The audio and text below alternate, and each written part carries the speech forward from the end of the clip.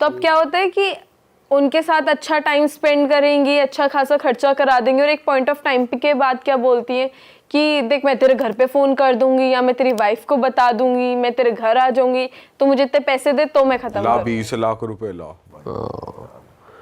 ये तो भाई वही हो गया, 376 लगा रही है, धारा 376 लगा रही है, ला केस क्लोज करना है तो 10 लाख 20 लाख। वो तो है। और मतलब अभी हम ये बात करें, पॉडकास्ट जब भी रिलीज होगा बहुत सारे लड़के इससे रिलेट भी करेंगे। हाँ हाँ, और जो लड़कियां कर रही हैं वो भी रिलेट करेंगे, हाँ मैं भी ऐसी करती हूँ। और कमेंट्स भी फिर आ बोले जाएंगे। मुझे गालियां पड़ रही होंगी, इसे पता नहीं की क्या जरूरत थी। अबे आजकल लोगों ने ऐसा नहीं है वैसे, आजकल लोगों ने टीम भी बना रखी है, लॉयर भी है उनकी टीम में, उनकी पुलिस से भी सेटिंग है। हाँ जेन्युइन हो रहा है ये तो। कोई तो बता रहा था हमें कि लॉयर भी उनकी टीम में है, पुलिस वाले भी, तो पुलिस वाला रेड मारता है रूम में, फिर लॉयर करता है वो। मतलब ऐसा होता है, पहले लड़का और लड़की गए, वन नाइट स्टैंड हुआ, अगले दिन लॉयर का फोन आ जाता है कि आपके खिलाफ ये लड़की कंप्लेन कर रही है और मैं पुलिस में जा रहा हूँ, आपको खत्म करनी है बात तो आ जाओ बात कर। लाओ 4 लाख रुपए, 2 लाख रुपए लड़की के, 1 लाख रुपए इसके, 1 लाख रुपए उसके। बताओ वाह भाई साहब, और वही है, लॉज थोड़े फेवर में है लड़कियों के। तो वो एक डिटेक्टिव भी तो बता रहा था हमें कि लोग डाइवोर्स करने से भी इसलिए बचते हैं। मतलब एक डिटेक्टिव आए थे हमारे पॉडकास्ट पे, वो बता रहे थे कि मेन जो होते हैं वो डाइवोर्स करने से इसलिए भी बचते हैं क्योंकि जो फीमेल्स होती है ना, अगर चीटिंग भी कर रही है तो भी अगर उन्हें पकड़ा गया, कन्फ्रंट कराया गया, तो वो सीधा ये बोल सकते हैं डोमेस्टिक वायलेंस करता था, ना चाहते हुए भी फिजिकल होता था, मतलब रेप केस टाइप का लगा सकती हैं। तो लॉ जो है वो सुनता फीमेल साइड की पहले है। आप प्रूव क्या कैसे करोगे कि मैंने तो इसलिए चीटिंग करी थी जी, ये मेरे को मारता था और ये भी एक्स्ट्रा मैरिटल में था और मेरे को जबरदस्ती करता था मेरे साथ। ये भी तो बहुत कॉमन हो गया कि लड़कियां, मतलब अक्सर हमने केसेस देखे हैं कि कपड़े फाड़ लेती हैं खुद के और ये बोलती हैं कि इसने मेरे ऊपर अटेम्प्ट किया, मैं फंसा दूंगी। एक बात बताती हूँ, मुझे अभी एक बात याद आई। एक लड़की थी मुझसे मिली, हम ना एग्जीबिशंस करते हैं, क्लोथिंग एग्जीबिशंस, तो ये ना नेशनल्स भी होते हैं, इंटरनेशनल्स भी होते हैं। तो एक लड़की मुझे मिली, बड़ी स्वीट सी, बहुत सीधी सी, हम ऐसे कर लेंगे, हम वैसे कर लेंगे, पटना की रहने वाली, हम ये कर देंगे, हम वो कर देंगे।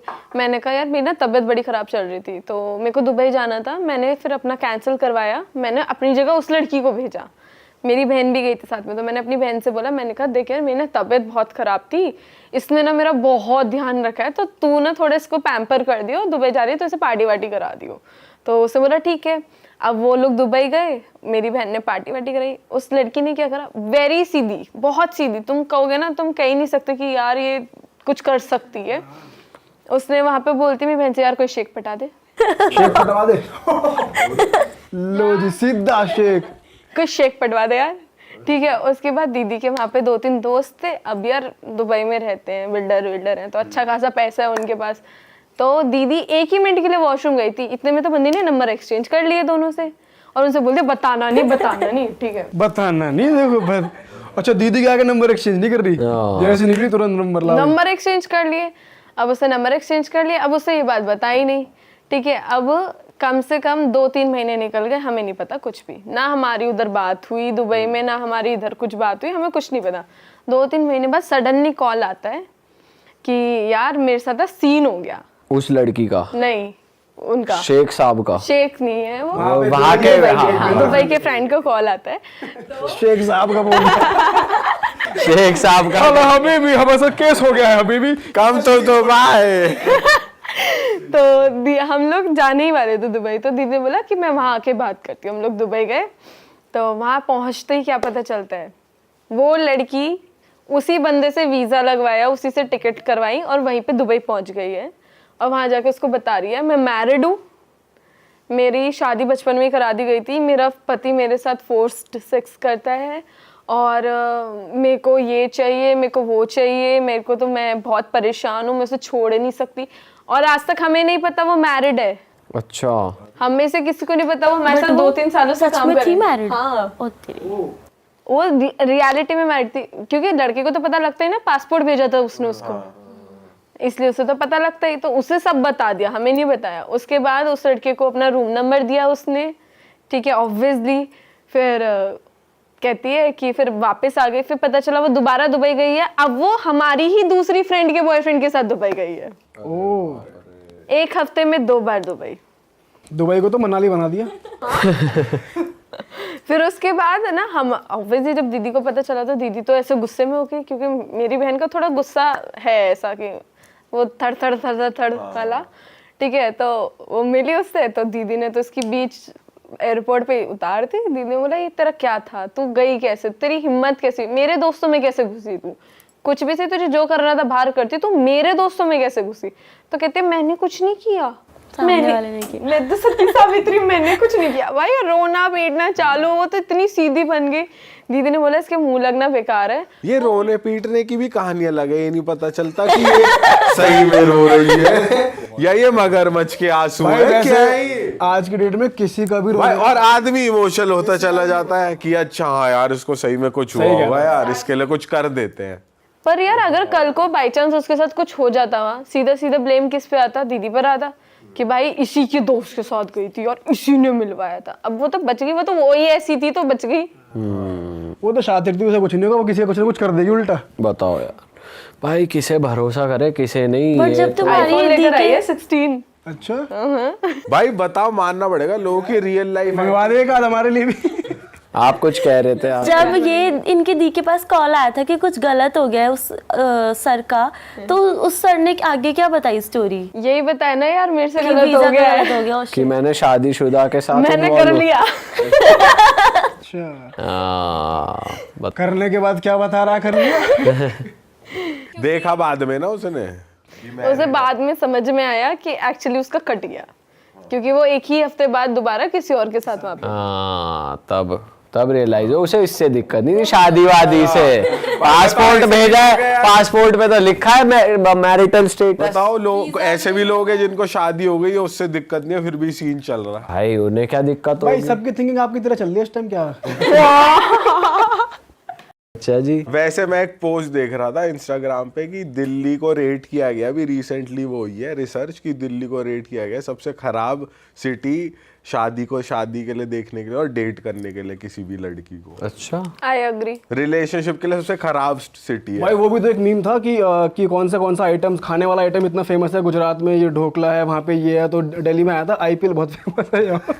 आईपीएल खाने का आइटम लिखे हुए थे और यहाँ पे फेमस हो रखी आईपीएल। तो देखा ये क्या चल रहा है यहाँ पे भाई साहब? ठीक है भाई, बिना किसी देरी के सीधा शुरू करते हैं माही की स्टोरी से। क्या हो गया आपके साथ? मेरे साथ नहीं, मतलब एक मेरी बहुत ही क्लोज फ्रेंड थी। अच्छा। तो उसके साथ ऐसा सीन हुआ कि वो बुद्धू थी, लगा लो पागल थी प्यार में।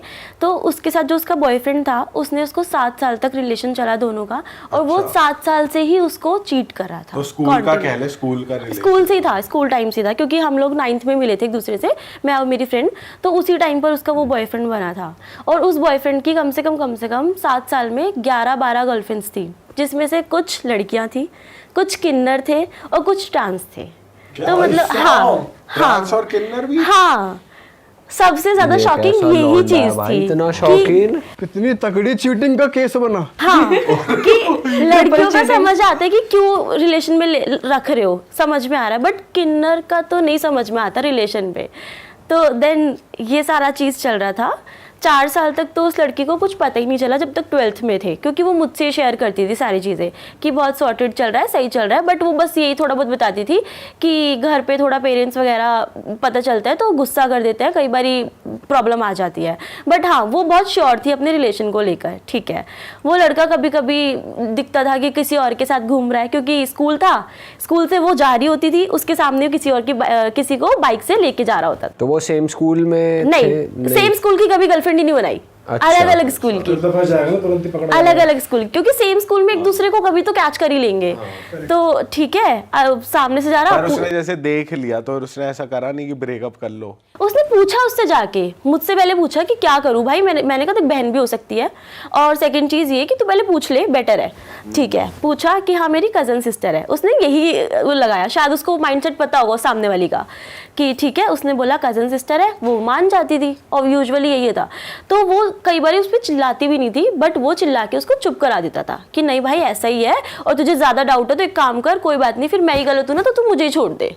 तो भाई उसको लगा कि नहीं यार, अगर ये गलत होगा तो कभी नहीं बोलेगा, बात को खत्म करती हूँ, इतना टाइम हो गया, साथ में कंटिन्यू करते हैं।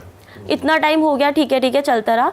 उसके बाद में 3-4 लड़कियों के उसके पास मैसेज आए, कॉल्स आई कि भाई तेरा बंदा तो मेरे साथ घूम रहा है करके, और क्या बोलते हैं, लड़की को कॉल्स हाँ, आ रही है उसी को कि तेरा बंदा मेरे साथ घूम रहा है करके, तू उसके साथ अभी भी है या नहीं है, क्योंकि मैं तो सीरियस नहीं हूँ, मैं तो मजे के लिए कर रही हूँ।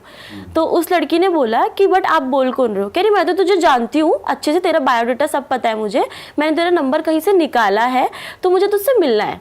वो चली गई, वो मुझे लेके गई। अच्छा ये तुम्हारे स्कूल की बात है मतलब? हाँ, नहीं, वो लड़की ट्यूशन में एक दूसरे से मिले। अच्छा, बड़ी बात तो स्कूल टाइम की है ना? हाँ। तो ये कौन सा ईयर था? ये 11th क्लास की बात है। 2000 मतलब कौन सा, 15, 16? नहीं, 12 होगा, 12-13 तब की बात है। तो वो लोग ट्यूशन में मिले साथ में कि ये लड़की मैंने कहीं देखी है, किसी के फ़ोन में देखी है।